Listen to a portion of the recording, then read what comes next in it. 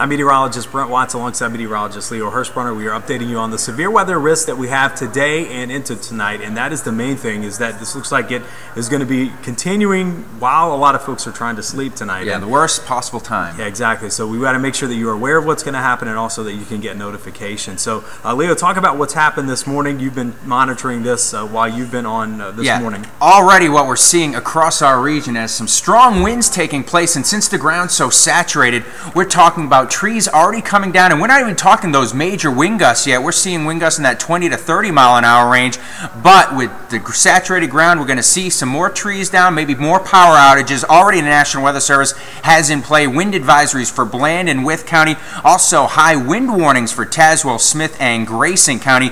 That goes until late tonight, and then we'll see hopefully those winds begin to slacken off. Also, flash flood watches out. We know how saturated the ground is when you walk. It's all squishy. We could see maybe another 1 to 3 inches of rain, and of course that could cause problems across the area. Right, exactly. So the timing of this continues to be late today and then continues through tonight. Now you can see the forecast model push this ahead to the afternoon commute. There's going to be some showers around, probably a couple thunderstorms as well, but not the worst of it. It does look like the worst of it will come after the evening commute. We'll push this ahead to about 10 p.m.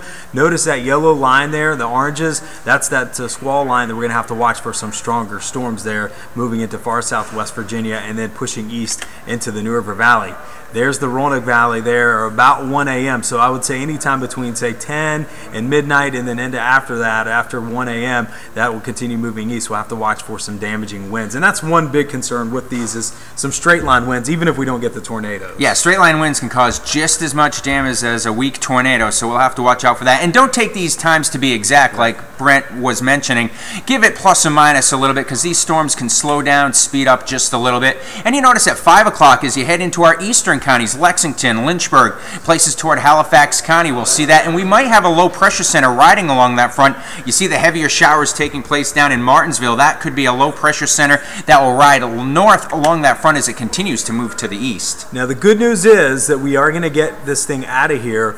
It looks like by noon tomorrow, so by late morning and early afternoon, it should be totally out of the viewing area. But until then, we're going to have to watch the potential for some very strong storms, heavy rain, and of course the wind, even if we don't get those strong storms. So here's kind of a play-by-play. The highest severe risk later today through Wednesday morning, and by later today, we're thinking probably after the evening commute is when things will really start to get ramped up. The damaging wind gusts, power outages, we're already seeing that. And again, we can't rule out an isolated tornado. These things tend to spin up very briefly and quickly, so you have to act fast if you get that. That's why we're saying stay aware in the overnight hours with your weather app from WDBJ7, text messages, text alerts. Have multiple ways to get warnings in case one of those does not work. So looking ahead, we're talking about 1 to 3 inches of rainfall. Where you saw those flash flood watches, that's where some of the heaviest will occur, with the mountains kind of enhancing that rainfall as it comes in. Even higher amounts in some spots, and we know how that can cause some problems. Watch out for ponding of the roadways, and like we always say, if you find ponding of water on the roadways, never drive through it. You don't know how deep it is. And with the wind, we were mentioning earlier that even with a 20 to 30 mile an hour wind gust, you might have some power outages in tree limbs and trees coming down because the ground's so soft. Right, exactly. Just everything just topples over. It's so soggy. So we'll update you on this throughout the afternoon. Of course, updating our text discussion online too. So make sure you stay tuned. And the biggest thing that we can tell you is make sure you sign up